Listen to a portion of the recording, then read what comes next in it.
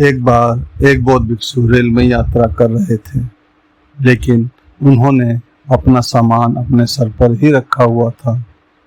ये देख करके बाकी के सभी यात्री बहुत हैरान हुए और उन्होंने पूछा कि बंते, आपने अपना सामान अपने सर पर क्यों रखा हुआ है?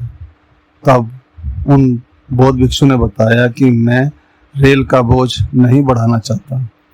तब यात्री और भी हैरान हुए और उन्होंने पूछा कि आप भी तो रेल में ही बैठे हैं।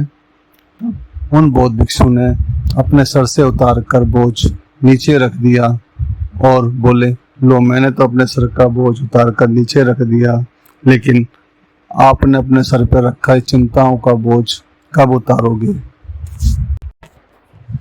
यह सुनकर यात्री और भी अधिक हैरान हुए और उन्होंने बोला कि बंते, आपकी बात हमारी समझ में नहीं आई, कृपा करके इस विषय में हमारा मार्गदर्शन करें।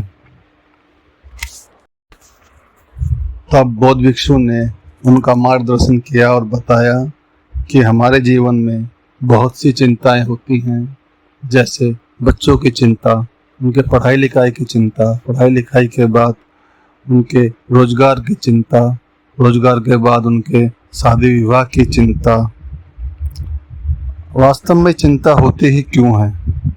यह चिंता हमारे विश्वास में कमी या शंका से पैदा होती है, जैसे कि मुझे नौकरी मिलेगी या नहीं मिलेगी,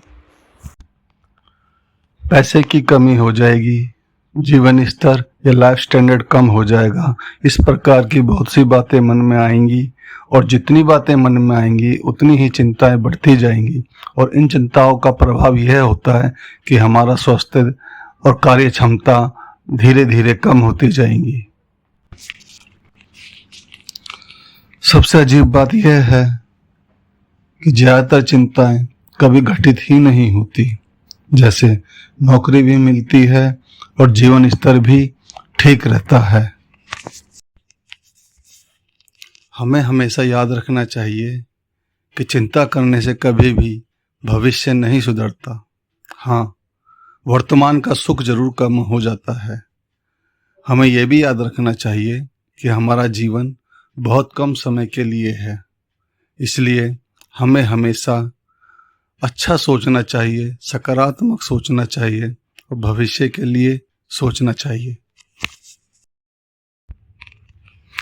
अच्छा या सकारात्मक सोचने के साथ साथ उसके अच्छे परिणाम को भी महसूस करना चाहिए। जैसे कि आप चाहते हैं कि आप कलेक्टर बन जाएं, तो आपको ये महसूस करना चाहिए कि आप कलेक्टर बन चुके हैं, आप अपने ऑफिस में बैठकर काम कर रहे हैं, आप अपने जिले या क्षेत्र का दौरा कर रहे हैं और आप अपने जिले के निवासियों की हर संभव सेवा कर रहे हैं, जैसा कि एक कलेक्टर करता है। जब कोई लड़का या लड़की फिल्म के किसी हीरो या हीरोइन को बहुत अधिक पसंद करने लगते हैं, तो वो उसकी तरह ही कपड़े पहनने लगते हैं, उसकी तरह ही चलने उठने बैठने लगते हैं, यहाँ तक कि उसकी तरह ही वो एक्टिंग करने लगते हैं और बिल्कुल उसको ऐसा ही महसूस करते हैं जैसे वो खुद ही वो हीरो या हीरोइन हैं जिसको वो पसंद करते हैं, जबकि वो अपने लाइफ में, अपने जीवन में कभी भी उस हीरो या हीरोइन से नहीं मिले होते।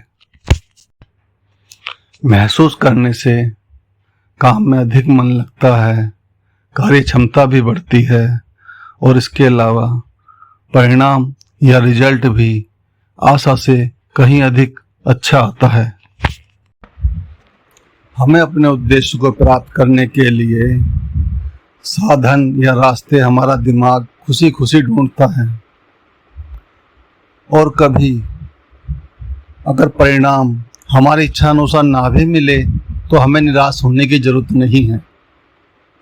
हमें ये सोचना चाहिए और समझना चाहिए कि जो परिणाम हमने सोचा था, हमें इससे भी अच्छा परिणाम प्राप्त होगा।